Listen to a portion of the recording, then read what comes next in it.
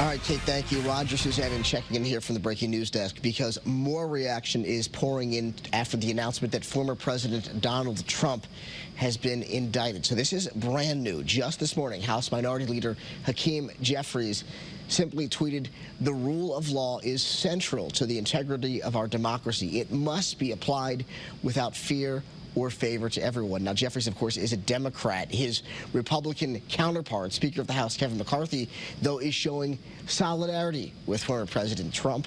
He tweeted in part, "It is unconscionable for a president to indict the leading candidate opposing him. I and every American who believes in the rule of law stand with President Trump against this grave injustice." Now, later this hour, we're going to dig into the indictment itself and share the newest details that are still developing this hour.